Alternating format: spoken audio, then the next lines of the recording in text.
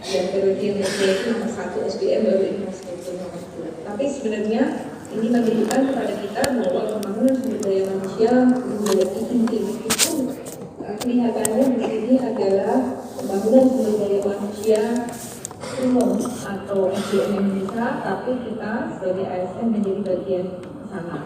Kemudian ini beberapa tambahan saya sebenarnya Bapak Ibu, ini itu tadi survei yang kita lakukan tahun 2021 mengenai sebenarnya apa sih yang dibutuhkan pengembangan kompetensinya untuk ASN di Indonesia. Salah satunya adalah tadi mengenai mindset, mengenai inovasi dan lain-lain. Tapi saya kembalikan ke sini saja bahwa P3K merupakan bagian dari ASN di Indonesia dan di dalamnya disebutkan juga diterapkan bagi kawan-kawan P3K adalah sisi merit, yaitu kebijakan yang berdasarkan pada kualifikasi, kompetensi, dan kinerja secara adil tanpa membedakan latar belakang politik, ras, warna kulit, agama, asal usul, jenis kelamin, dan lain-lain. Sebenarnya kalau kita berbicara mengenai ASN yang di dalamnya ada PNS dan P3K, sisi merit ini juga diterapkan untuk dua-duanya, tidak hanya untuk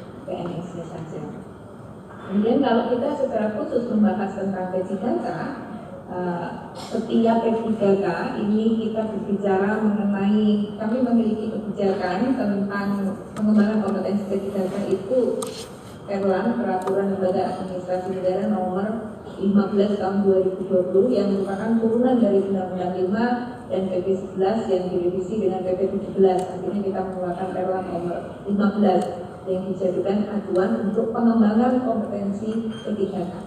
Di sini disebutkan di pasal 5 bahwa setiap P3K memiliki hak dan kesempatan yang sama untuk mengikuti pengembangan kompetensi sesuai dengan perencanaan pengembangan kompetensi yang diidentifikasi oleh instansi yang bersangkutan dan juga berdasarkan penilaian kinerja P3K yang bersangkutan.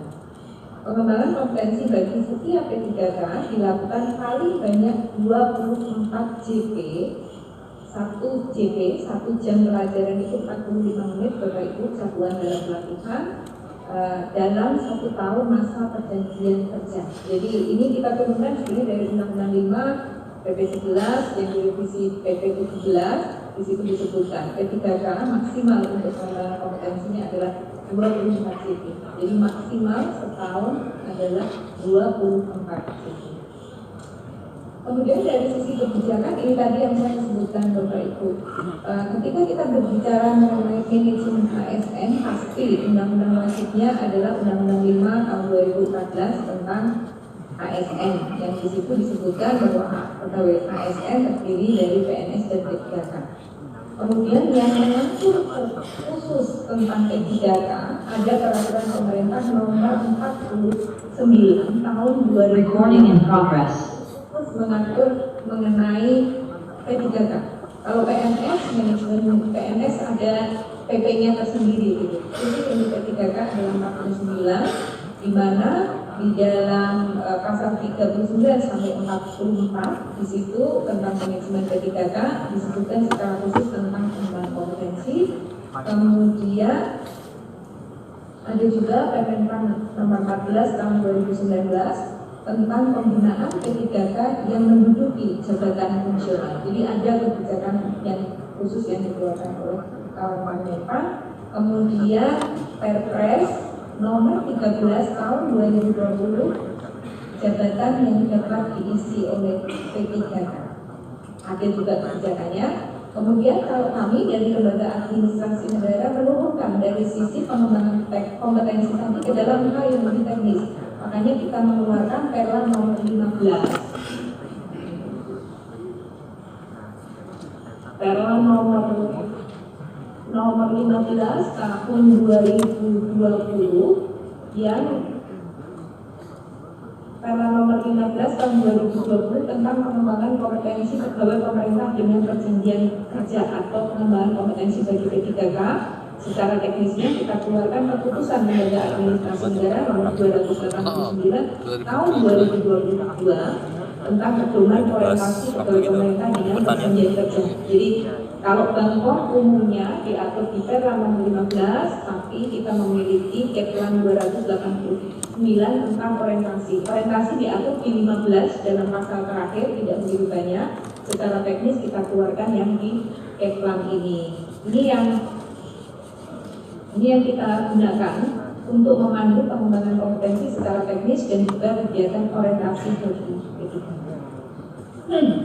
Ini yang kami ambil sebenarnya dari PPPP ini juga sama. Pegawai pemerintah dengan perjanjian kerja adalah warga negara yang memenuhi syarat tertentu yang diangkat berdasarkan perjanjian kerja untuk jangka waktu tertentu minimal 1 tahun secara teknis kalau di PP-nya Bapak Ibu. Kemudian PPK, P3K melaksanakan tugas pemerintahan kalau dia bagian dari ASN tadi, sehingga tugas yang diberikan atau pekerjaan yang dilakukan pasti terkait dengan tugas pemerintahan, sehingga perlu dibekali dengan pengenalan tugas dan fungsi sebagai ASN dan juga nilai yang berlaku pada instansi pemerintah. Nah, tadi saya mengatakan ketika berbicara Bangkok yang maksimal 24 JP berbeda dengan orientasi. Saya yang pertama akan berbicara yang Bangkok yang maksimal 24 JP tadi Bapak Ibu. Tujuan Bangkok P3K sesuai dengan Perra nomor 15 ada 3 Bapak Ibu. Pengayaan pengetahuan P3K dalam lingkup kompetensi teknis, pemenuhan tuntutan kebijakan, penghargaan terhadap kinerja P3K. Bapak Ibu, ini menjadi diskusi yang menarik antara Menpan, Lembaga Administrasi Negara dan BKN ketika kita merumuskan mengenai apa sih sebenarnya cakupan dari pengembangan kompetensi P3K. Apa bedanya dengan pengembangan kompetensi yang dilakukan bagi PNS? Bapak Ibu, ada perbedaan yang cukup signifikan kalau kita terkait dengan status kepegawaian dan pola karir yang dimiliki oleh kawan-kawan P3K. Dari sisi kebijakan, kalau PNS ada karirnya Bapak Ibu, misalnya peneliti pertama, peneliti muda, peneliti madya, peneliti utama. Kemudian kalau karirnya di manajemen ada pengawas, administrator, CPT Pratama, dan CPT Madya. Sedangkan untuk kawan-kawan P3K tidak memiliki jenjang karir yang ada jenjangnya. Kawan-kawan P3K masuk ke dalam gerbong ASN berdasarkan kebutuhan jabatan yang dibutuhkan di instansi pemerintah itu apa yang dibutuhkan, kemudian kita rekrut P3K berdasarkan perjanjian kerja dan dia akan ada di situ selama kurun waktu perjanjian kerja. Jadi tidak ada karir secara berjenjang untuk kawan-kawan P3K, kecuali misalnya saat ini kawan-kawan mungkin P3K melamar di jabatan fungsional jenjang pertama. Kemudian mengetahui sesudah kurun waktu tertentu dengan kontrak-kontrak yang dilakukan, dia akan menduduki jabatan fungsional pertama ini. Kemudian dia melihat bahwa ada formasi yang kosong juga di jenjang muda. Dia tetap harus melamar ke muda ini secara proses administrasinya berbeda dengan kawan-kawan PNS. Kalau PNS sesudah kurun waktu tertentu dari pertama, sesudah memenuhi angka kredit dan lain-lain, uji kompetensi dia bisa langsung masuk ke muda. Kalau kawan-kawan di P3K, prosesnya berbeda. Dia akan melamar ulang untuk menduduki jabatan yang memang masih kosong oleh instansi pemerintah dan dimungkinkan untuk diisi oleh P3K. Nah, ini menjadikan proses pengembangan kompetensi ini berbeda antara PNS dan P3K. Kalau PNS, pengembangan kompetensinya secara luas memenuhi jenjang karir dan penilaian kinerja. Sedangkan kalau kawan-kawan P3K, karena kontraknya adalah basisnya jabatan dalam kurun waktu tertentu, sehingga pengembangan kompetensinya tidak dalam konteks pola karir dan pemenuhan kompetensi. Karena kalau kita namanya kuota, pertama kali kompetensinya harusnya juga sudah terpenuhi. Misalnya saya melamar sebagai JF pertama dengan kompetensi 1, 2, 3, 4, 5 misalnya adalah PAM 3, 1 dan lain-lain, misalnya ada 16 atau 15 standar kompetensi untuk jabatan fungsional pertama. Ketika saya melamar menjadi P3K dan diterima, asumsinya adalah kita sudah memenuhi standar kompetensi minimal dari jabatan itu. Sehingga pengembangan kompetensi tidak dilakukan untuk pemenuhan kompetensi, tapi ditujukan kepada 3 hal. Yang pertama adalah pengayaan pengetahuan P3K dalam lingkup kompetensi teknis. Standar kompetensinya sudah terpenuhi, tapi ternyata ada beberapa kompetensi yang sifatnya teknis yang berubah ketika berada di jabatan itu. Dalam konteks ini P3K boleh diberikan pengembangan kompetensi. Kemudian yang kedua adalah adanya tuntutan perubahan kebijakan. Kebijakan tidak statis, selalu berubah. Ketika ada perubahan baik dari standar kompetensi, rincian kompetensi, atau kegiatan-kegiatan yang lain sebagai implikasi dari kebijakan, kawan-kawan P3K boleh diberikan pengembangan kompetensi. Sedangkan yang ketiga adalah penghargaan terhadap kinerja P3K. Ada prestasi-prestasi yang istimewa yang memberikan reward secara khusus sebagai bentuk apresiasi terhadap kinerja tinggi kepada P3K. Jadi tujuan dari pengembangan kompetensi yang sedikit berbeda dari kawan-kawan PNS adalah untuk kawan-kawan P3K lebih kepada pengayaan dari kompetensi, bukan pengembangan kompetensi dalam arti penambahan kompetensi untuk karir yang berjenjang gitu. Jadi lebih ke pengayaan, pemenuhan tuntutan kebijakan dan penghargaan terhadap kinerja P3K. Kemudian bagaimana untuk kegiatan perencanaan ini yang dilakukan oleh instansi pemerintah yang memiliki P3K melakukan inventarisasi kebutuhan dan rencana pengembangan kompetensi, memverifikasi dan juga melaksanakan atau menyusun rencana secara khusus dari P3K yang dimiliki dengan berdasarkan pada 3 bagian tadi, apakah pengayaan, apakah ada perubahan kebijakan atau dalam bentuk reward. Nah ini yang dituangkan oleh instansi yang memiliki P3K untuk pengembangan kompetensinya. Pelaksanaannya paling lama adalah 24 JP dalam 1 tahun masa perjanjian kerja. 24 JP berarti 24 kali 45 menit. Kemudian dalam pelaksanaan ada penugasan tertulis karena memang rencana Bangkom direncanakan oleh instansi, dimungkinkan bagi P3K untuk melakukan pengembangan kapasitas secara mandiri. Ini yang penting Bapak Ibu. Saya yakin kawan-kawan P3K, kalau tadi saya mengatakan tidak ada pola karir yang ada di dalam organisasi untuk kenaikan berjenjang. Tapi kawan-kawan P3K secara individu bisa melakukan rencana karir sendiri gitu.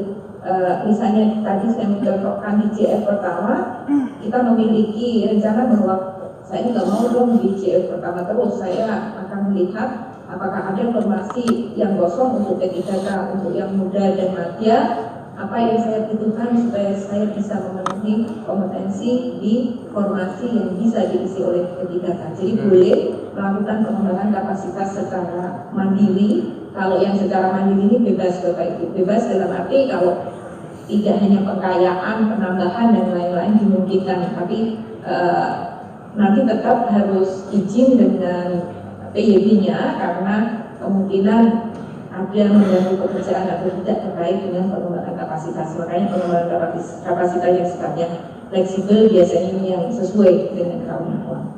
Kemudian latihannya untuk Bangkom bisa dilakukan dengan klasikal ataupun non klasikal.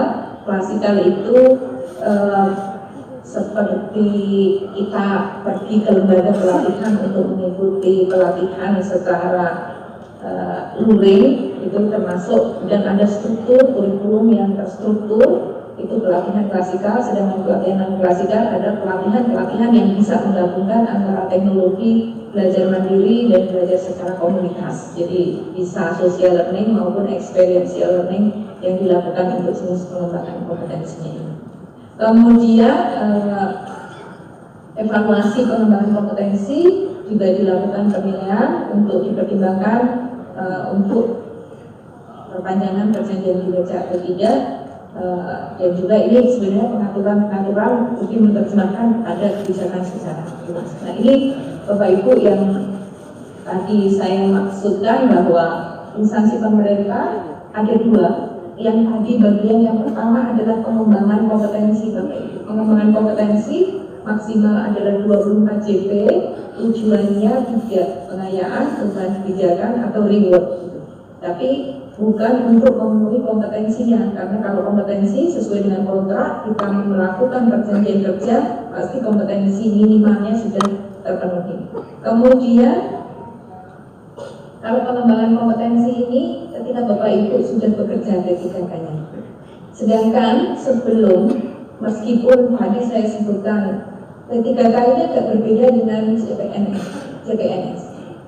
Kalau CPNS Bapak Ibu selama 1 tahun diberikan masa orientasi. Di dalam masa orientasi diberikan pelatihan. Ketika pelatihannya tidak lulus, mereka tidak bisa diangkat menjadi PNS. Jadi C-nya masih tetap terus, jadi C-nya nggak hilang gitu. Cuma kalau dia lulus kemudian selama 1 tahun tidak ada kinerja di tempat kerja yang membuat dia tidak oke atau tidak perform, akhirnya bisa diangkat menjadi PNS, C-nya hilang menjadi PNS. Sedangkan untuk kawan-kawan P3K ini kan agak berbeda gitu. Tidak ada di dalam kebijakan mau undang-undang mau P3K yang disebut sebagai masa orientasi tadi. Masa orientasi yang 1 tahun CPNS itu tidak ada di P3K. P3K ketika sudah lolos seleksi, dia langsung otomatis menjadi P3K. Tapi karena dia bagian dari ASN perlu dilakukan orientasi. Makanya orientasi ini di luar ya, Bangkom 24 JP maksimal kan itu orientasi ini dilaksanakan sebelum kawan-kawan tergabung di dalam ASN. Makanya kami memberikan batasan biasanya paling tidak 1 bulan sesudah menjadi P3K harus diberikan orientasi. Tapi orientasi berbeda dengan Bangkom. Nah, orientasi lebih ke pengenalan mengenai pekerjaan-pekerjaan dan status dia sebagai ASN. Di sini instansi pemerintah wajib menyelenggarakan orientasi, dan orientasi tidak termasuk dalam bentuk Bangkom. Bangkom ini masih nyala Bapak Ibu. Orientasi ini mengenalkan saja ketika kita masuk di dalam organisasi yang baru pasti dikenalkan dulu. Kami itu P3K termasuk ASN, kalau ASN fungsi ASN seperti apa dan lain-lain ini yang kita maksudkan sebagai orientasi. Bangkom diberlakukan ketika P3K sudah melaksanakan tugas jabatan dan dibutuhkan upgrading atau tadi pengkayaan, perubahan kebijakan dan lain-lain tadi. Jadi Bangkom ini ketika kawan-kawan sudah bekerja. Sedangkan orientasi dilaksanakan untuk membekali peserta masuk menjadi bagian dari ASN, dilaksanakan paling lambat 1 bulan setelah diangkat pertama kali sebagai P3K. Nanti mungkin pertanyaan, Bu, saya udah lebih dari 1 bulan.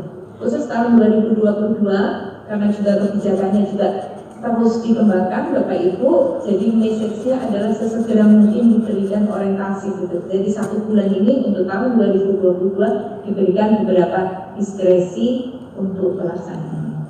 Kemudian kalau kita berbicara Bangkom tadi bahwa dilakukan untuk alasan 3, caranya klasikal dan non klasikal. Saya masuk yang orientasi tadi, yang di luar Bangkom tadi.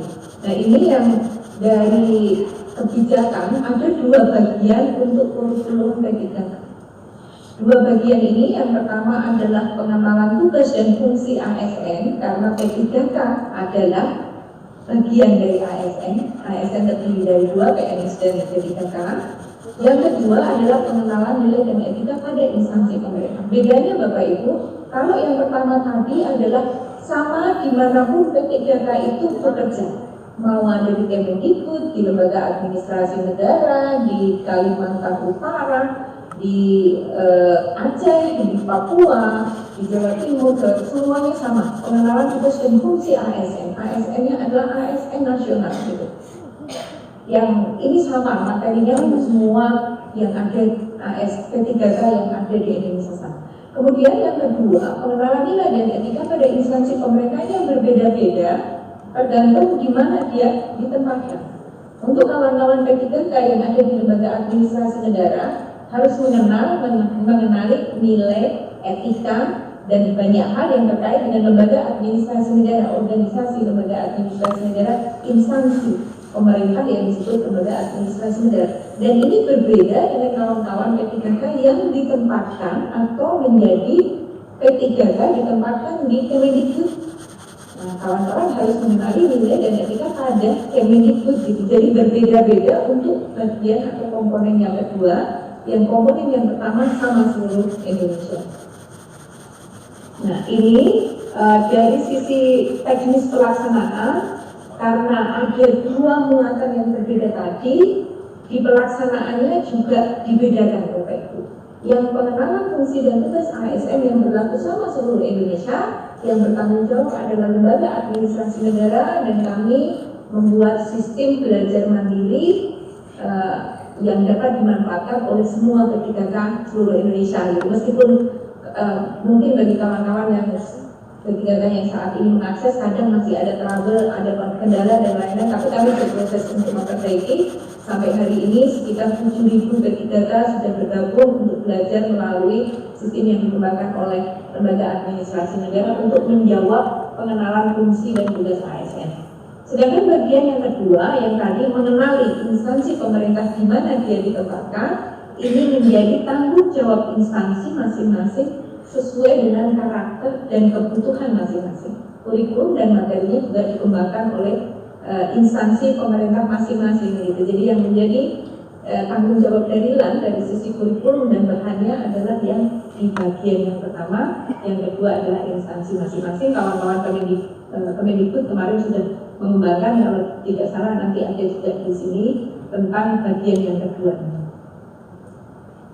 Kemudian ini tadi saya sudah sebutkan, sebenarnya orientasi ini dilaksanakan paling lambat 1 bulan terhitung sejak diangkat. Namun di tahun 2022 kita berikan diskresi karena kebijakannya juga baru berjalan, sehingga sesegera mungkin saja diberikan gitu.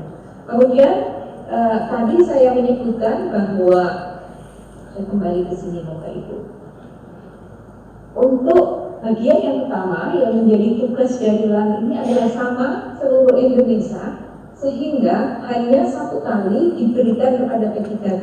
P3K ketika sudah mengikuti bagian yang pertama dan mendapatkan sertifikat, meskipun pindah sebelumnya P3K-nya lembaga administrasi negara, kemudian melamar di P3-nya kawan-kawan Kemendikbud, sudah tidak perlu lagi mengikuti pengenalan fungsi dan tugas ASN karena sudah pernah mengikuti ketika pertama kali misalnya tergabung P3K-nya LAN gitu. Kemudian sudah mengikuti, dapat sertifikat, kemudian sesudah kurun waktu tertentu dia pindah ke Kemendikbud, dia sudah tidak perlu lagi mengikuti yang ini, hanya menunjukkan saja ke Kemendikbud bahwa saya sudah mengikuti ini. Kalau nanti pindah ke Kalimantan Utara, sudah tidak perlu mengikuti yang ini. Jadi hanya 1 kali sepanjang dia mengikuti P3K. Sedangkan yang kedua, komponen kedua yang menjadi tanggung jawab instansi tadi, yang menjadi tanggung jawab instansi tadi, karena LAN berbeda dengan Kemendikbud, berbeda dengan Kaltara, ketika berpindah, kawan-kawan P3K ini perlu mendapatkan pengenalan nilai dari kita pada instansi yang berbeda ketika dia berpindah dari satu instansi kepada instansi yang lain. Jadi itu perbedaannya komponen 1, komponen 2. Komponen 1 Bapak Ibu yang menjadi tanggung jawab lembaga administrasi negara terdiri dari akibat sikap perilaku bela negara, nilai-nilai dasar ASN berakhlak, kedudukan dan peran P3K untuk mendukung terwujudnya smart governance. Ini materinya sama dengan kawan-kawan Laksar, tapi dari sisi kedalaman aktivitas pembelajaran yang berbeda gitu.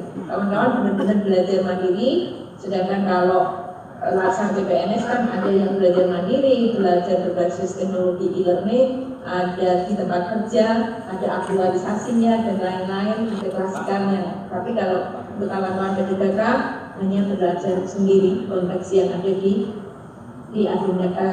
komponen 1. Sedangkan komponen yang kedua, Bapak Ibu, ada 4 yang wajib diberikan kepada P3K ketika tergabung di dalam instansi pemerintah. Yang pertama adalah pengenalan susunan organisasi dan tata kerja, pengenalan jabatan, pengenalan manajemen kinerja organisasi, dan penerapan fungsi dan tugas ASN di tempat kerja. Jadi yang nomor 1, pengenalan susunan organisasi dan tata kerja adalah perlu dibekali kepada P3K ini mengenai Kemendikbud itu seperti apa, strukturnya seperti apa, SOTK-nya seperti apa, sehingga dia mengenali instansi pemerintah Kemendikbud itu nanti mekanisme kerja dan tanggung jawab di setiap bidangnya itu seperti apa. Kemudian yang kedua adalah pengembangan jabatan. Jabatan apa yang diberikan kepada P3K dan jabatan itu tugasnya seperti apa, rincian kegiatannya seperti apa. Kemudian yang ketiga adalah pengenalan manajemen kinerja organisasi. Manajemen kinerja organisasi adalah tadi kawan-kawan P3K dikontrak berdasarkan perjanjian kerja. Di perjanjian kerja itu termasuk bagaimana perencanaan dan penilaian, kita sebut manajemen kinerja organisasi. Kemudian fungsi dan tugas ASN di tempat kerja. Jabatan diterjemahkan di dalam fungsi yang harus dilakukan, kegiatan-kegiatan yang harus dilakukan oleh P3K. Di sini kita perlu berikan pembekalan juga. Kalau ini yang menjadi tanggung jawab lembaga administrasi negara, Bapak Ibu, kalau nanti kawan-kawan P3K masuk di dalam sistem pembelajaran mandiri, di sisa perilaku bela negara itu ada 3 mata pelatihan: wawasan kebangsaan dan nilai-nilai bela negara, analisis isu kontemporer, kesiapsiagaan bela negara, kemudian nilai-nilai dasar ASN-nya yang terbaru yang harus diinternalisasikan dari awal tergabung sebagai ASN, yaitu berakhlak, berorientasi pelayanan, akuntabel, kompeten, harmonis, loyal, adaptif, kolaboratif. Dan yang ketiga adalah kita tahu kawan-kawan perlu mengetahui mengenai manajemen ASN dan juga literasi digital basic smart ASN ketika tergabung di dalam ASN di Indonesia. Jadi ada 2, manajemen ASN dan smart ASN. Kemudian ini untuk materi yang menjadi tanggung jawab dari lembaga administrasi negara. Jumlah JP totalnya adalah 45 JP yang dilaksanakan melalui pembelajaran mandiri melalui konsep Massive Open Online Courses atau MOOC, dan ini secara rinci alokasi per JP-nya Bapak Ibu. Jadi 45 JP tadi diterjemahkan di dalam alokasi-alokasi struktur pelatihannya seperti itu. Kemudian bagaimana mengakses MOOC dan WILAN, saya hanya garis besarnya saja, secara teknis ada panduannya, tapi nanti kalau Bapak Ibu butuh untuk disebarkan atau diinformasikan kepada yang lain, saya ada PPT yang kedua, nanti saya berikan ke kawan-kawan saja. Jadi untuk mengakses sistem yang kami miliki untuk komponen yang menjadi tanggung jawab dari WILAN tadi, yang LMS yang kita gunakan adalah Swajar. Swajar ini singkatan dari Swaklola Belajar, Bapak Ibu, mengelola belajar secara sendiri. pppkpintar.go.id. Peserta dapat login ke dalam sistem MOOC setelah terdaftar dalam sistem BKN. Jadi Bapak Ibu, yang harus dipastikan P3K-nya ini sudah ketika diangkat, formasinya sudah dapat, dilakukan rekrutmen, kemudian diangkat dalam bentuk ada surat penangkapan atau surat penugasan, diupload di dalam MyASN APK-nya kawan-kawan BKN atau didaftarkan di BKN, datanya sudah masuk di BKN, baru bisa mengakses ke Swajar ini. Kalau belum didaftarkan di BKN, Bapak Ibu belum bisa, karena kami memang terintegrasi dengan kawan-kawan BKN untuk satu data saja. Kami hanya memberikan orientasi kepada P3K yang sudah terdaftar di dalam sistem BKN. Loginnya yang pertama kali adalah menggunakan nomornya, NIK-nya. Kemudian sesudah masuk di dalam sistem, peserta akan mengakses modul semua pembelajaran.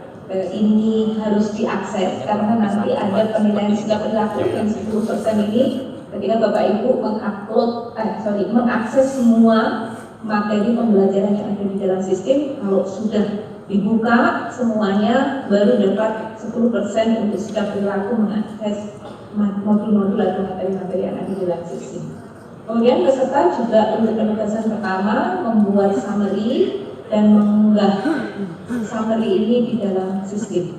Dan summary ini adalah syarat akses evaluasi Bapak Ibu. Jadi kalau Bapak Ibu tidak membuat summary atau tidak membuat summary untuk mata pelajaran yang ada di dalam sistem, evaluasi multiple choice atau pilihan ganda tidak akan keluar.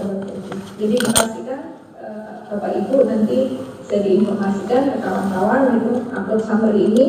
Kalau Anda yang belum tidak melakukan, berarti pilihan gandanya soalnya nggak akan keluar. Sesudah mengupload summary, baru akan keluar evaluasi akademik. Nah, kawan-kawan akan mengerjakan evaluasi akademik. Kalau lulus 70,01 lulusnya untuk atas standar kelulusannya, nanti secara otomatis akan tergenerate sertifikat oleh kami dari lembaga administrasi negara, mengenerate e-sertifikat setiap 20 hari sekali Bapak Ibu. Jadi setiap 20 hari tim saya biasanya mengenerate sertifikat untuk P3K. Nanti kalau sudah termasuk yang di-generate dan di-signature secara elektronik oleh kami, peserta bisa mengunduh sertifikatnya dengan login menggunakan user dan password yang mereka miliki. Jadi peserta kalau sudah selesai sekitar 20 hari biasanya sertifikatnya sudah ada di dalam akunnya peserta. Jadi ini mempermudah kawan-kawan tidak bisa mengeprintkan apakah mereka mau menyimpan dalam bentuk file, soft file ataupun harus di print, ini dapat silakan kembalikan. Untuk yang mereka tidak lulus diberikan remedial selama 15 hari setelah peserta tidak lulus untuk evaluasi akademik. Jadi boleh dilakukan remedial untuk memastikan peserta lulus, belajar lagi 15 hari baru mengikuti remedial. Jadi ini apa namanya siklusnya untuk pembelajaran yang MOC yang menjadi bagian tanggung jawab dari lembaga administrasi negara. Kemudian untuk yang menjadi bagian dari instansi pemerintah di dalam kebijakan kami ada 4 yang tadi saya sebutkan: susunan organisasi, jabatan, manajemen kinerja dan fungsi. Ini kita sebutkan adalah minimal 16 JP. Nah, namanya minimal berarti lebih dari 16 JP diperbolehkan. Ini yang dilakukan kawan-kawan Kemdikbud, lebih dari 16 JP. Untuk minimal 16 JP kami sudah mencoba memberikan sedikit panduan gitu. Kalau 16 JP ya dibagi 4 berarti masing-masing mata pelatihan ada 4 JP untuk pembelajarannya gitu, dengan deskripsi yang ada di sini. Jadi ini minimal Bapak Ibu. Di dalam pelaksanaannya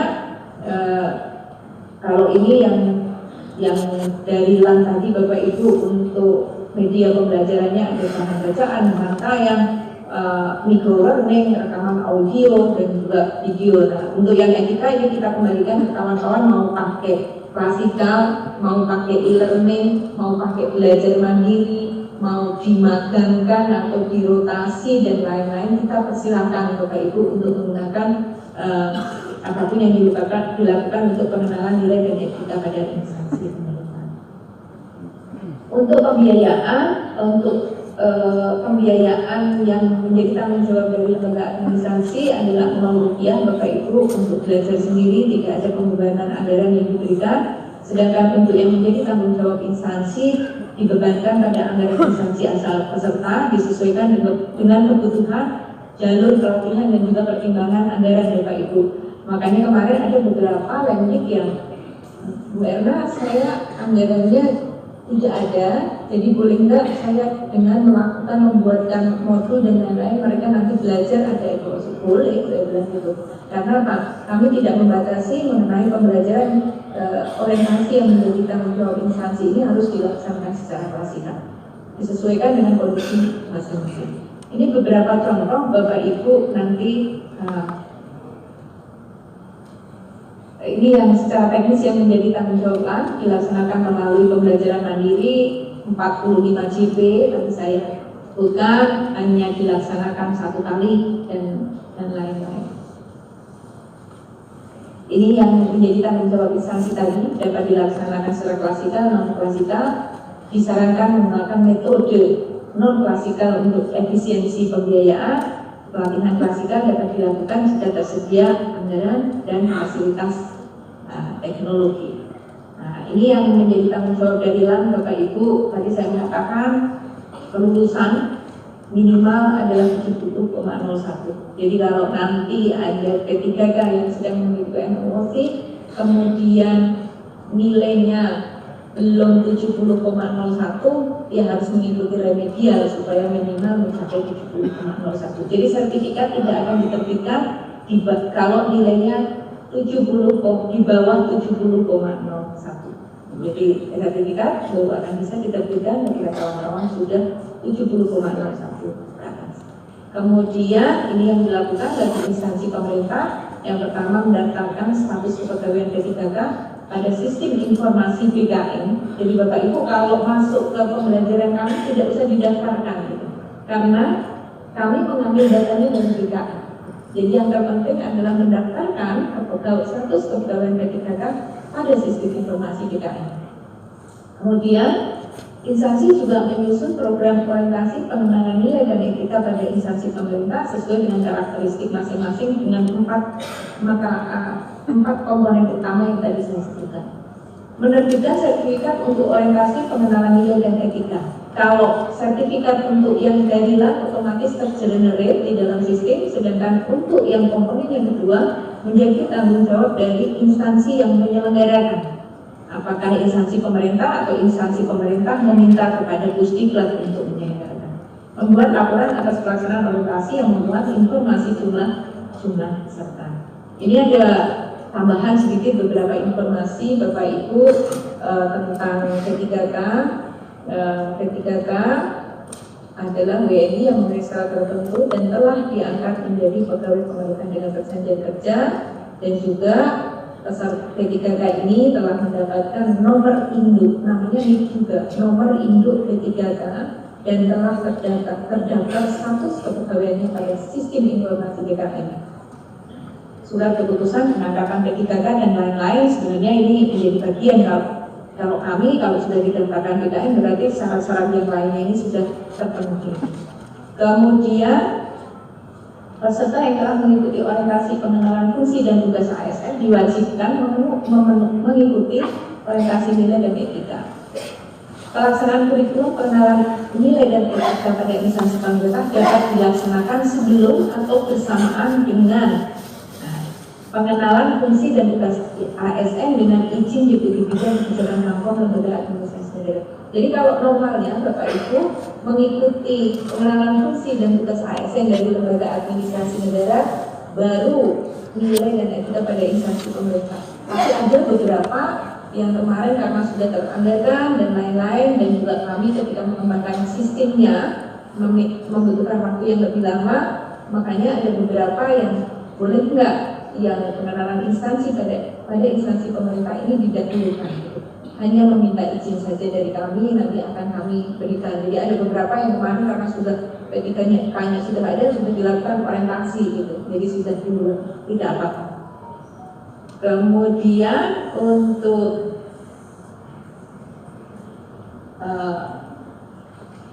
ini tadi Bapak Ibu secara teknis saya sudah jelaskan sih mengenai kewajiban dari kawan-kawan untuk mengikuti P3K. Kalau belum lulus skornya 70,01 minimal, maka dilakukan remedial, dan kami sangat mengharapkan instansi pemerintah mendorong P3K-nya untuk mengikuti dua komponen ini. Kalau yang komponen pertama yang dilakukan instansi pemerintah mengingatkan, mendorong gitu kepada P3K untuk mengikuti program yang dilaksanakan oleh Lembaga Administrasi Negara. Sedangkan komponen yang kedua, kami harapkan kawan-kawan membuatkan program bagi mereka. Tapi saya yakin kalau Dikbud kemarin Mbak Kiki dan kawan-kawan sudah berdiskusi dengan kami untuk yang komponen yang kedua pun sudah ada program secara khusus. Mungkin itu yang dapat saya sharingkan. Bapak Ibu terima kasih banyak. Saya nggak tahu kalau nanti Bapak Ibu butuh informasi bagaimana teknis masuk di MOC-nya, saya ada PPT-nya, nanti saya bisa sampaikan. Terima kasih. Wassalamualaikum warahmatullahi wabarakatuh.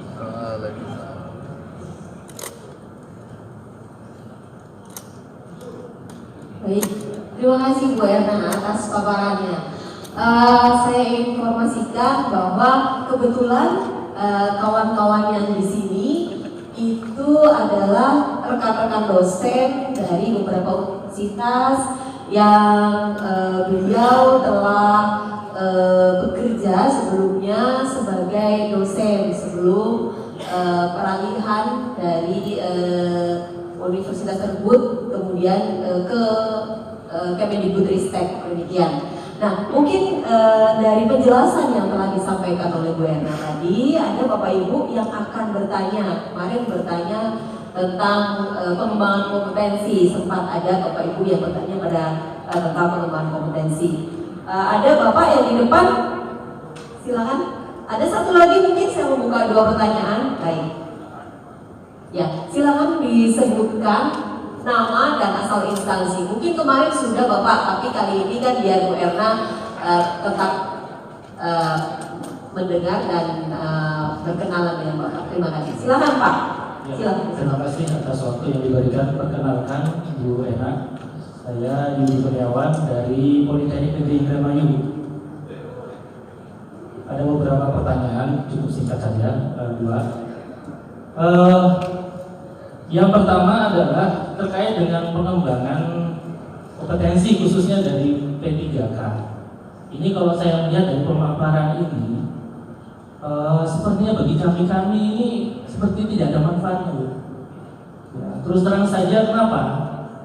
Karena kami ini sudah dibatasi dengan peraturan atau undang-undang yang sudah mengikat kami bahwa kami tidak ada lagi untuk jenjang karir dalam hal ini. Padahal bagi kami pengembangan kompetensi ini itu arahnya mungkin nanti ke sana itu. Contohnya saja, ketika kami misalnya untuk mengembangkan kompetensi kami yang terutama bagi kami khususnya yang di Politeknik, itu kan kami lebih kepada sasarannya adalah pengembangan keahlian, kompetensi keahlian. Kami dalam hal ini jauh-jauh sempat misalnya tentang itu ada pelatihan nih di luar negeri, di Jerman misalkan. Pulang-pulangnya gak ada apa-apanya loh, gak dipakai buat apa-apa, cuma hanya untuk misalnya bikin kum misalnya, nambah kum, tapi kum sendiri tidak dipakai juga nantinya. Ya soalnya apa? Ya itu mentok-mentoknya kita tidak hanya dipakai untuk bisa mengembangkan karir kami, itu yang pertama. Terus yang kedua, kami itu ingin tahu ya Bu ya, pengembangan kompetensi yang sebenarnya kami ini bisa memberikan motivasi agar kami bisa memberikan angin segar kalau misalnya dengan pengembangan kompetensi ini kami nanti bisa naik grade-nya. Soalnya kalau hanya pengembangan kompetensi yang sifatnya upgrade atau pengayakan itu mungkin cocoknya bagi yang baru-baru itu.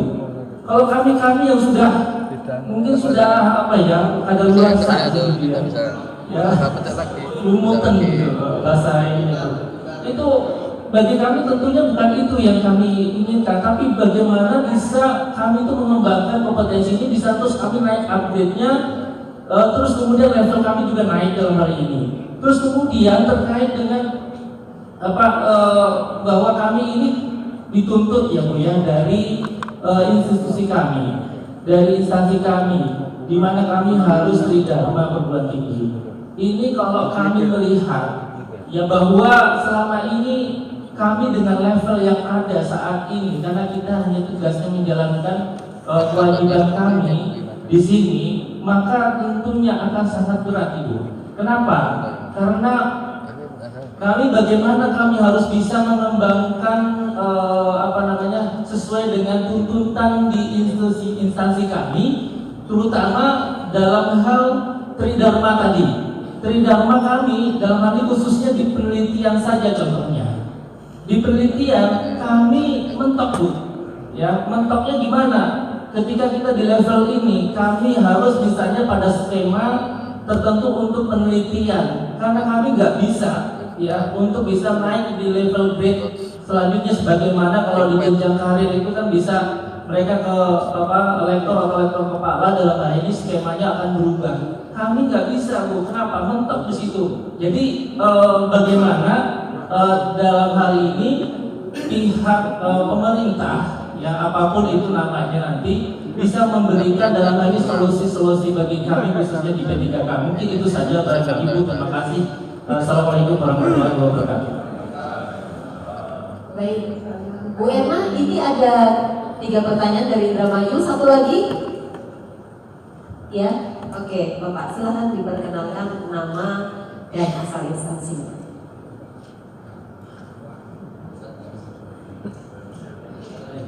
Terima kasih.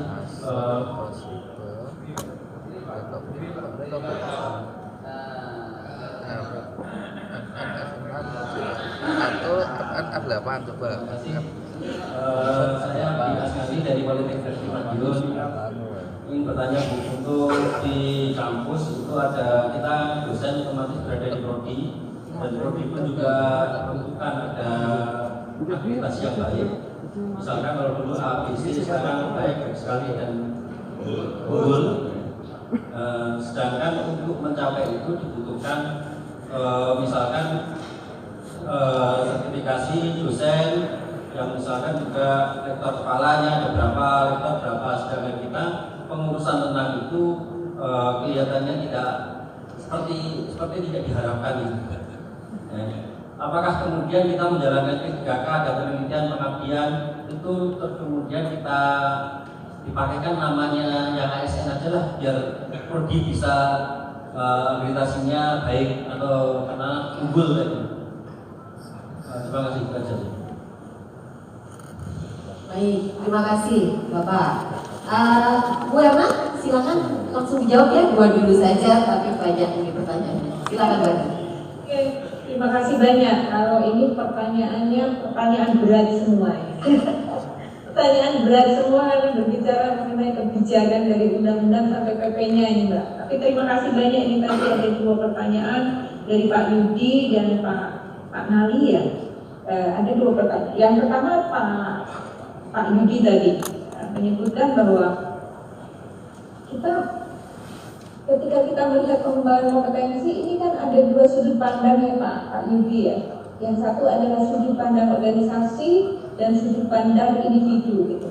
Nah, ketika kita berbicara mengenai mendapatkan SDM unggul, biasanya adalah keseimbangan antara tuntutan kinerja organisasi dan juga tuntutan karir individu. Kita nggak mau lah karir kita, maksud sih disebut Bu Erna nggak ada karir ini tadi. Gitu. Nah, ketika tadi saya menjawab adalah dari sisi organisasi Bapak Ibu, karena memang dari sisi tata kelola kepegawaian berbeda antara PNS dan P3K tadi. Jadi kalau tadi mengatakan terus bantuannya kelihatannya tidak ada gunanya untuk jabatan yang saya pegang saat ini dari sisi P3K-nya. Misalnya mungkin Bapak Ibu untuk jabatan saat ini adalah dosen lektor gitu, sebenarnya saya sudah bisa nih menjadi lektor kepala. Nah, pertanyaannya adalah ini memang organisasi Pak. Apakah dari sisi organisasi ada lektor kepala yang memang dibuka untuk P3K? Pertanyaannya kalau tidak kan ya memang penghasilannya seperti itu dari sisi pegawai yang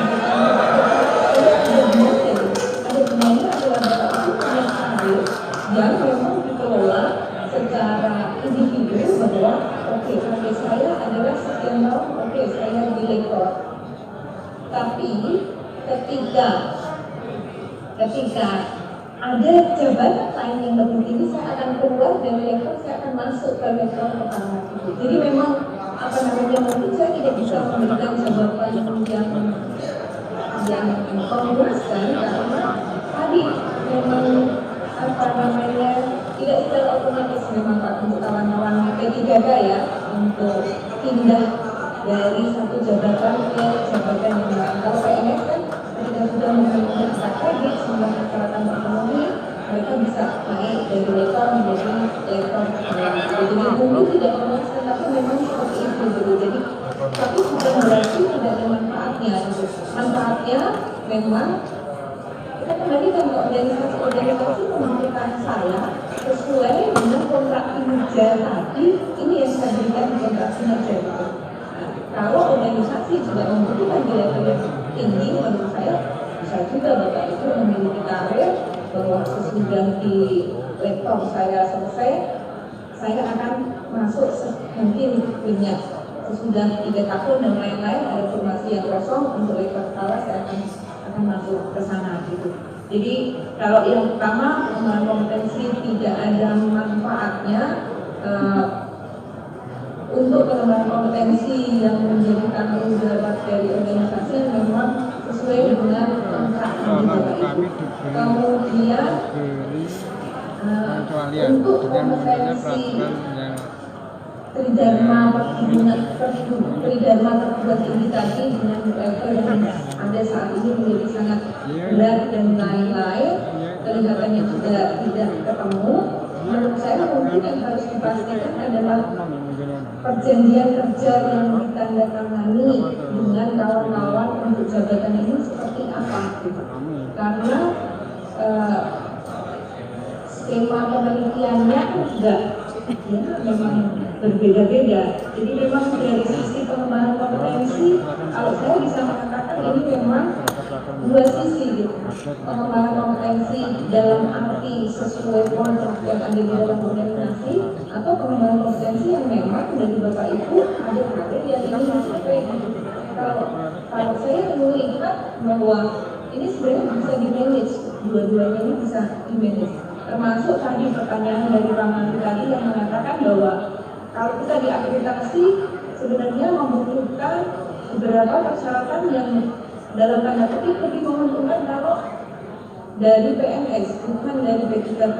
Menurut saya ini lebih kepada kawan-kawan di Kemdikbud mungkin yang melakukan akreditasi, mindset ini yang harus dirubah gitu. Bahwa seperti yang kita lakukan di pelatihan Bapak Ibu, di pelatihan kami sudah melakukan akreditasi. Ketika kita mengecek mengenai jumlah media Islam, kalau di pelatihan kan fasilitatornya sebenarnya media Islam. Biasanya ada dua komponen Bapak Ibu. Yang pertama adalah komponen media suara, yang kedua adalah pengantin materi. Pengantin materi ini memang media suara. Apakah media suara yang dilibatkan di dalam proses pembelajaran ini memiliki sertifikat yang disyaratkan untuk mengajar? Jadi dan ini tidak ada perbedaan gitu. Karena yang kita lihat adalah di program pelatihan yang gitu. Mungkin ini yang ada beberapa yang kawan-kawan P3K karena statusnya adalah sama ASN, dan memang ASN itu ketika menduduki suatu jabatan ada persyaratan, ada kualifikasi, ada kompetensi. Kawan-kawan ketika menduduki jabatan pasti sudah ada kualifikasi dan kompetensinya. Jadi ketika mau tujuan akreditasi dan yang lain itu kita di jabatan tulisan ini mana yang statusnya PNS, mana yang statusnya P3K. Apakah persyaratannya terpenuhi atau tidak, dan semuanya diberlakukan secara sama gitu. Jadi kalau saya melihatnya sih lebih ke sana ya. Kalau terkait akreditasi mungkin ketika ada perubahan ya, ada perubahan ya dari sisi akreditasinya ya menyesuaikan gitu, sehingga ASN yang P3K dan juga PNS memang menjadi bagian dari perguruan tinggi ketika mau melaksanakan akreditasi. Kalau yang Bangkok tadi saya agak susah jawabnya karena memang terkendala dari status kepegawaian Bapak Ibu. Saya harus jujur gitu.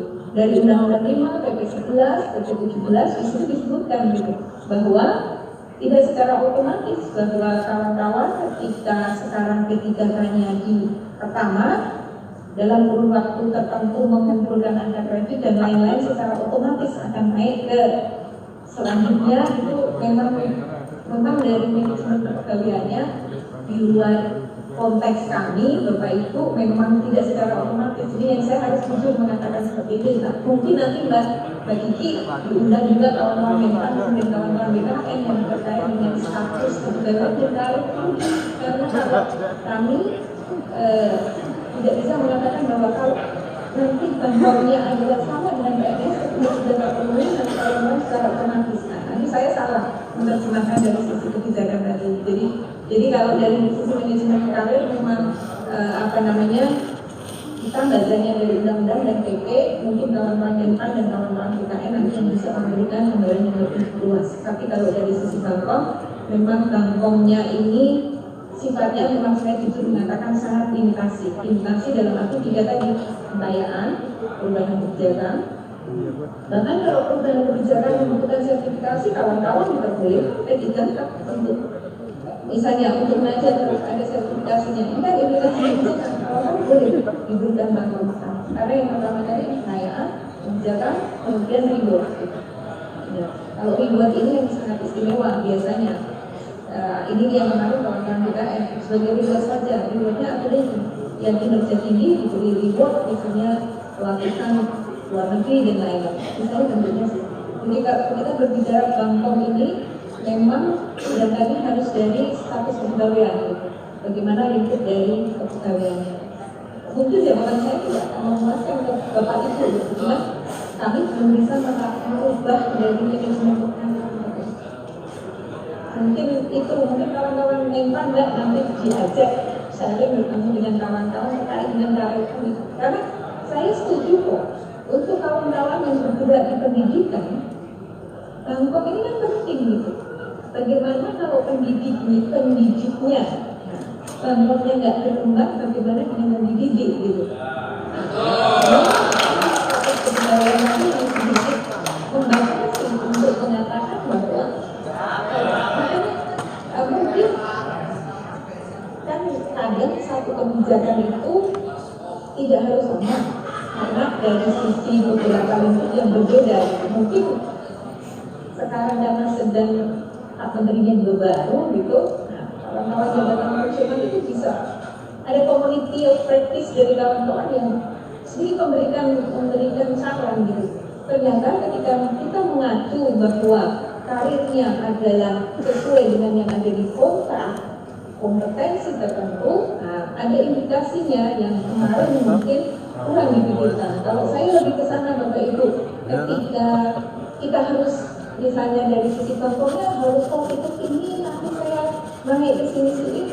Kalau saya jawabnya dalam kondisi saat ini memang dalam bentuk limitasi ini belum bisa diberikan gitu. Cuman saya setuju kok konsepnya ini.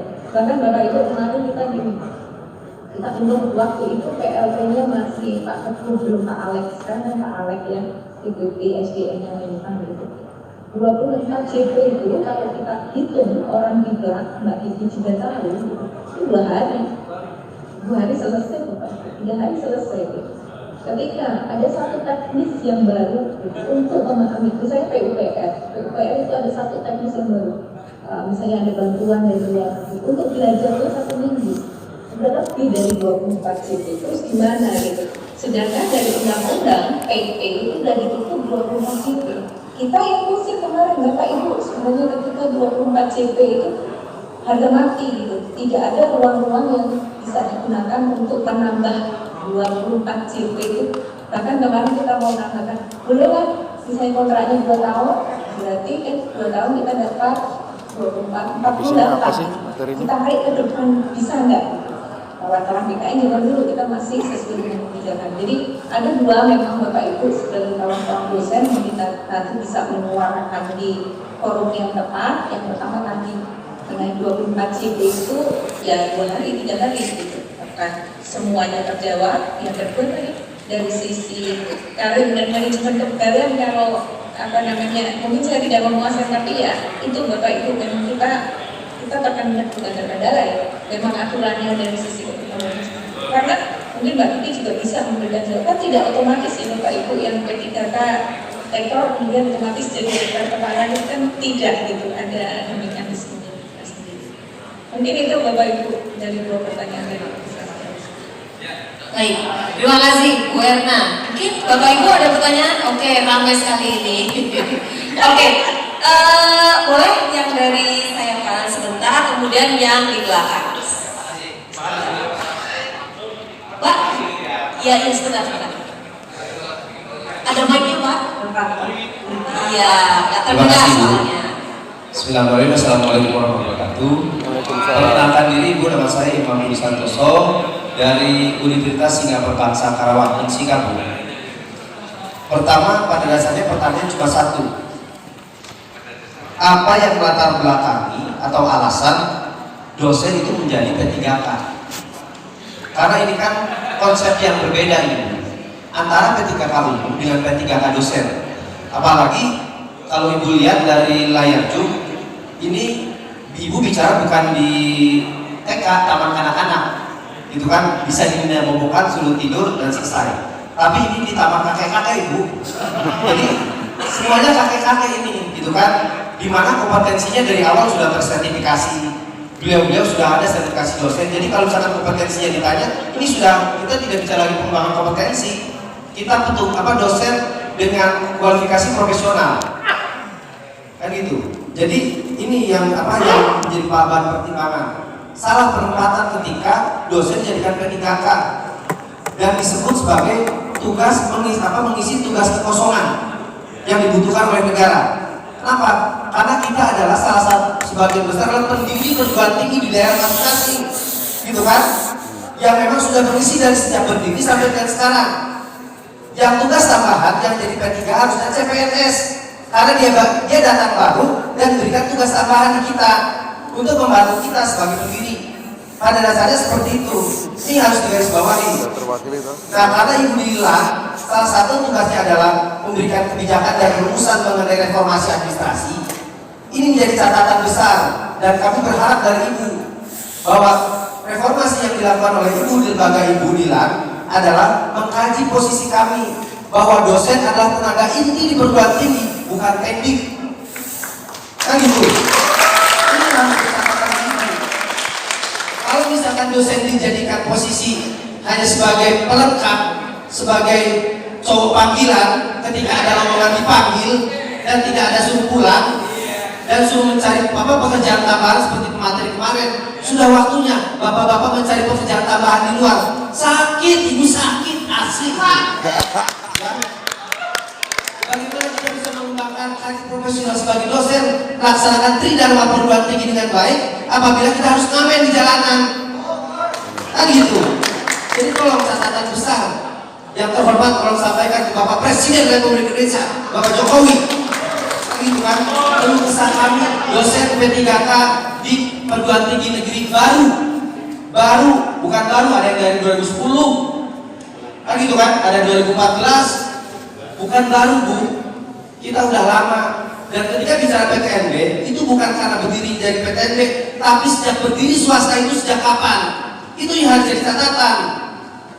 Ya bukan status negerinya karena baru 2 tahun, karena P3K-nya baru 2 tahun, bukan itu. Tapi masa kerja kami yang puluhan tahun, 30 tahun, 25 tahun, ini harus jadi catatan besar di lembaga ini dan lembaga lainnya. Jadi tolong jangan hanya dimendengarkan, tolong hanya jangan dicatat, tapi sampaikan dan cari solusinya buat kami. Terima kasih. Assalamualaikum warahmatullahi wabarakatuh. Oke, satu lagi terima kasih. Kalau ini bukan kelihatan ya, ini tahu ya. Oke, ya. Garis bawah ya Mbak Kiki ya, ini bukan TK ya. Terima kasih. Nah, silakan. Saya sudah catat, meskipun tadi jangan hanya dicatat, nanti saya jawab. Silakan. Terima kasih Bu Herna. Perkenalkan, saya Rina Adi dari Universitas Siliwangi Tasikmalaya. Kami pun juga sebetulnya satu angkatan dengan Unsika ya Pak ya, tahun 2014 penelitiannya. Bahkan juga beberapa senior kami pun juga yang sudah mengabdi lebih dari 20 tahun pun di reset gitu Bu. Jadi 0 tahun sama dengan yang baru-baru gitu. Mungkin Ibu sebagai apa ya refleksi juga. Jadi tadinya ekspektasi kami mengikuti pelatihan ini adalah mendapatkan suatu harapan begitu untuk terkait dengan nasib P3K di kampus. Karena di kampus kami pun juga sama, sudah ada 3 angkatan CPNS yang memang diterima dan kami diposisikan sebagai P3K. Nah, yang berikutnya terkait dengan ini Bu, kebutuhan akreditasi begitu ya Bu ya. Jadi sepertinya memang ini tidak ada hal yang menjadi sinkron gitu antara LAN kemudian juga Kemdikbud atau misalnya dengan BKN terkait dengan posisi P3K dosen ini. Karena memang sebetulnya ruhnya dari universitas kan adalah dosen ya Bu ya, sebagai tenaga pendidik juga bisa sebagai struktural yang kalau memang diposisikan sebagai P3K dan pelengkap itu menjadi hilang begitu Bu. Bahkan semangatnya pun juga akan hilang begitu. Karena salah satu yang menjadi peningkatan, indikator peningkatan universitas adalah yang pertama bisa jadi dari akreditasi program studi, kemudian juga akreditasi dari perguruan tingginya gitu ya. Nah, yang dimana komponennya adalah dosennya harus melakukan upgrade dari segi jenjang pendidikan, kemudian juga dari segi jabatan fungsional. Nah, tapi ternyata setelah 2 hari dan sampai 3 hari ini, kami justru mendapatkan harapan yang seolah sia-sia begitu Bu gitu ya. Karena yang pertama adalah dari segi penjenjangan untuk naik ke jabatan fungsional pun juga dibatasi begitu. Sedangkan itu menjadi salah satu indikator penilaian juga gitu Bu di komponen akreditasi gitu. Kemudian juga dari segi peningkatan kapasitas juga untuk melanjutkan sekolah, sebetulnya di kampus kami pun tidak ada hal yang menjadi pertentangan gitu ya. Hanya saja tadi ketika melihat memang harus menyesuaikan dengan masa kontrak, jadi harus menyelesaikan dulu masa kontrak. Nah, itulah yang menjadi halangan kami untuk masa harus menunggu 5 tahun gitu Bu, untuk harus sampai ke lektor ataupun juga lektor kepala. Apakah memang tidak ada kebijakan ataupun pengecualian untuk bisa melakukan kenaikan jabatan fungsional meskipun belum habis masa kontrak begitu Bu? Karena kalau misalnya harus menunggu, jadi keburu bosan dan akhirnya menjadi kurang semangat dan demotivasi begitu Bu ya. Sedangkan kami pun juga dikejar-kejar harus terus meningkatkan akreditasi gitu kan, tapi dari segi kebijakan memang tidak mendukung gitu ya.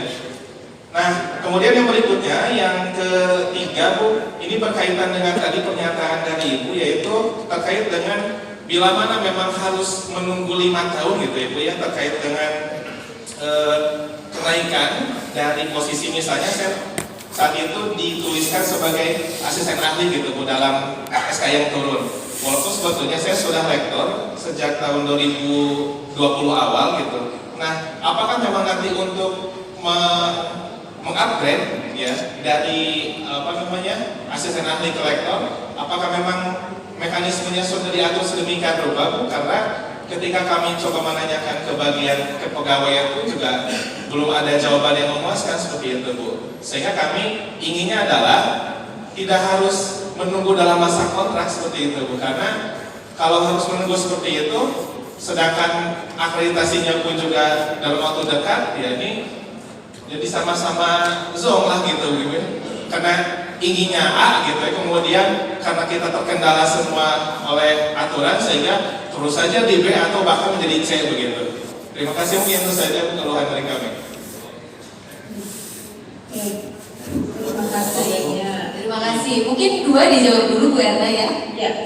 Oke, baik. Terima kasih banyak. Ini kayaknya ramai banget nih Pak Kiki. Iya. Ya Pak Imam dan Pak Rinaldi. Saya nggak tahu kemarin kawan dari Menpan udah masuk belum Pak? Sudah Pak. Lupa Aba kemarin. Aba ya. Iya. Cuma belum selesai ya, mungkin ada rapat. Iya. Menurut saya pertanyaan tadi Pak Aba yang paling tepat menjawab gitu. Tapi terima kasih tadi Pak Imam dari Unsika mengenai menjadi tugas dari kami lembaga administrasi negara untuk mengkaji mengenai harusnya kawan-kawan dosen itu tidak termasuk di dalam kelompok P3K. Nanti kita berikan saya akan memberikan masukan kepada kajian untuk mengkaji benar nggak untuk peletakan dari P3K kawan-kawan dosen ke dalam P3K. Ya, Bapak Ibu, jadi kalau pertanyaannya ditanyakan saat ini kenapa sih dosen masuk P3K gitu, saya jujur saya mengatakan bahwa saya tidak tahu jawabannya. Harusnya Pak Abel kemarin yang bisa menjawab kenapa untuk kawan-kawan. Kalau saya ingat Bapak Ibu, waktu itu saya masih sangat junior ketika menyusun Undang-Undang 5 tentang manajemen ASN. Manajemen ASN salah satu kenapa disebut kenapa P3K itu harus ada. Ini dulu adalah Pak Sofyan itu membayangkan seperti ini. Banyak sekali dosen-dosen, banyak sekali ahli-ahli yang sangat pintar. Tapi kalau dia tergabung di dalam PNS, menjadi justru terkungkung. Sehingga diciptakanlah pegawai pemerintah dengan perjanjian kerja. Dengan perjanjian kerja, profesor yang sangat pintar-pintar ini dikontrak dalam kurun waktu tertentu, diapresiasi sesuai dengan kepakarannya, yang sesuai dengan kepakarannya ya, bukan sama dengan PNS. Jadi mereka mau untuk membantu sektor publik. Jadi Undang-Undang 5 dulu ketika memunculkan istilah P3K sebenarnya adalah mengapresiasi pakar-pakar yang kalau bergabung di PNS mereka tidak fleksibel. tanpa penghargaan sebagai seorang PNS tidak sebanding dengan perkaranya. Sehingga dia dikontrak dengan jangka waktu tertentu, dia akan sesuai dengan perkaranya. Operasi Kamtip. Jadi itu pertama dulu kesana Bapak Ibu ya, dari sisi sejarah P3K ketika muncul undang-undang pembahasan awal. Kemudian di selanjutnya Bapak Ibu terjadi perkembangan yang berbeda. Kita memiliki sisa honorer. Ini kita berbicara dengan kakek-kakek, saya juga kakek dan nenek-nenek gitu. Jadi perkembangannya adalah kita memiliki jumlah honorer yang jumlahnya sangat banyak yang harus diakomodasi di dalam kebijakan ini. Sehingga tadi akhirnya P3K ini dari sisi kebijakannya sedikit kompromi dengan kondisi Bapak Ibu.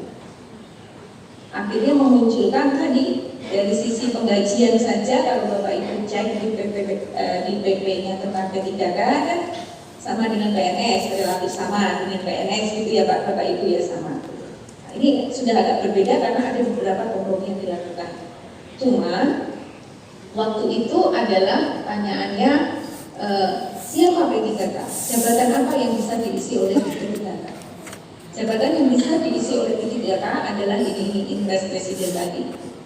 Salah satunya yang dimasukkan oleh jabatan fungsional. Jabatan fungsional, semua jabatan fungsional, tapi yang pertama dulu guru, dosen, analis kebijakan termasuk di situ. Kalau sekarang kan sudah banyak jabatan fungsional yang bisa diisi oleh P3K. Jadi kebijakan yang baru ini bertemu dengan kebijakan yang lama gitu ya Bapak Ibu ya. Bapak Ibu kan berdirinya udah lama gitu. Nah ini kebijakan baru bertemu dengan kebijakan lama, ini yang kita sebut sebagai masa transisi sebenarnya. Bapak Ibu, saya ingin mengatakan bahwa kebijakan itu bukan sesuatu yang harus terus seperti itu. Kalau ada satu kebijakan yang memang di sisi implementasi yang harus dievaluasi, saya yakin juga subjek untuk dievaluasi. Salah satunya tadi Bapak mengharapkan bahwa ada kajian gitu, karena kami dari Lembaga Administrasi Negara areanya adalah kajian dan pengembangan kompetensi. Saya terima, nanti saya sampaikan, tolong dikaji. Cuma mengenai tadi kebijakan harus dilaksanakan. Jadi kesana Bapak Ibu kalau sekarang secara otomatis Bapak Ibu mengatakan dipindahkan lagi di PNS dan lain-lain, saya yakin juga tidak segampang itu. Ada mekanisme yang harus dilakukan. Jadi sesuai dengan tugas dari Lembaga Administrasi Negara, saya akan menyampaikan mengenai kajian yang akan dilakukan mengenai status guru dan P3K, terutama dosen apakah tepat dimasukkan di dalam P3K atau belum. Apalagi tadi Bapak mengatakan, Pak Imam, sebenarnya tugas tambahan adalah ya PNS-nya itu, karena PNS-nya kemungkinan sebagian besar sebagai supporting ya Bapak Ibu yang disebutkan oleh Pak Imam tadi, ya, supporting yang ada di kampus mungkin seperti itu. Jadi saya hanya akan menjawab yang sesuai dengan bidang tugas dari Lembaga Administrasi Negara. Untuk Pak Imam khususnya adalah terkait dengan kajian tadi. Untuk Pak Rinaldi tadi, saya sudah mendengarkan curhatan ini dari Bu Amr itu lama gitu. Bu Ena ini dosen-dosen di riset gitu. Riset gimana? Ya, pengalamannya menjadi tidak diakui ketika tidak diperhitungkan ketika dianggap menjadi jabatan fungsional gitu. Saya sendiri Bapak Ibu terus terang tidak tahu mekanisme dari sisi dosen ini bagaimana diakomodasi di dalam P3K. Mungkin ini memang domainnya kawan-kawan Kemendikbud. Kawan-kawan Kemendikbud menurut saya kemarin juga ngomong sama Bu Amur gitu. Di setiap kelas jabatan itu kan ada level-levelnya Bapak Ibu. Kenapa level-level itu bisa nggak kawan-kawan dari Kemendikbud gitu berjuang misalnya begini. Kelas jabatan itu sampai dengan 15 gitu. Ketika 15 itu kan CBT Madya, nggak salah sana. Saya sudah agak lama Bapak Ibu mengurusi kelas jabatan. Saya dulu di SDM dan pernah di jabatan fungsional analis kebijakan. Jadi kita kan bisa melihat Bapak Ibu dari bawah sampai dengan 15 itu kan ada jenjang-jenjang gitu. Bisa nggak kawan-kawan ikut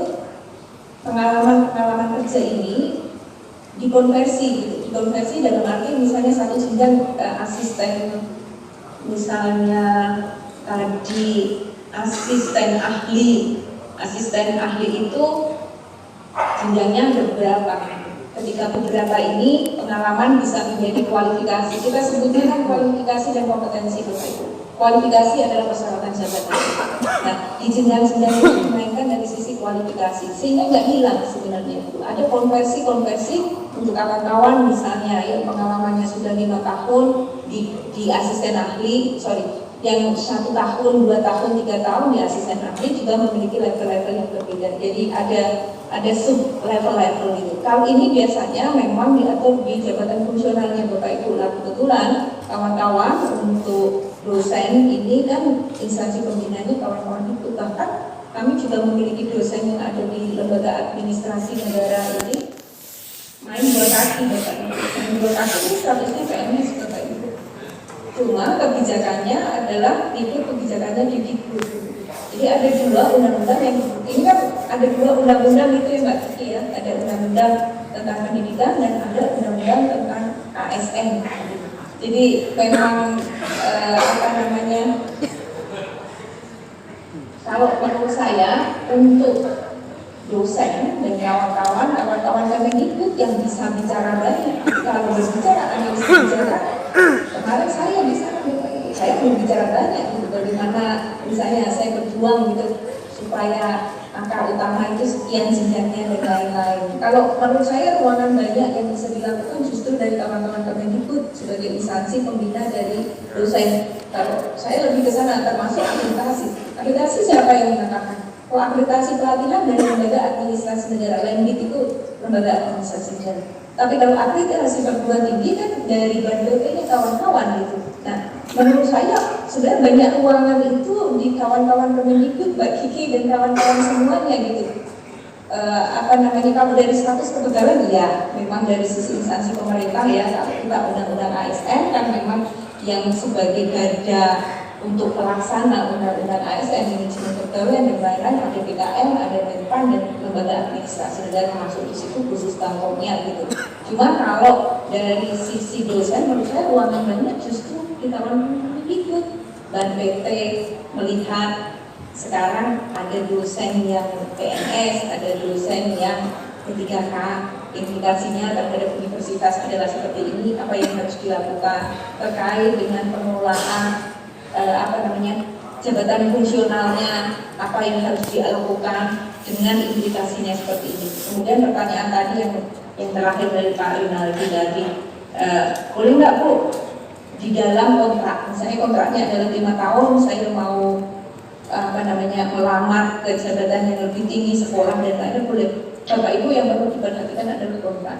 Menurut saya kalau kontrak ini kan sebenarnya ke instansi masing-masing.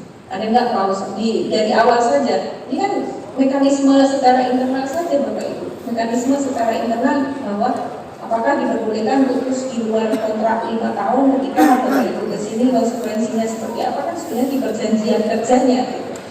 Perjanjian kerjanya yang sebenarnya menjadi titik penting gitu. Ketika organisasi membutuhkan jenjang dosen yang lebih tinggi, misalnya dimungkinkan di luar ini, misalnya seperti itu, ini ruangan-ruangan yang bisa didiskusikan di Kemendikbud Bapak Ibu.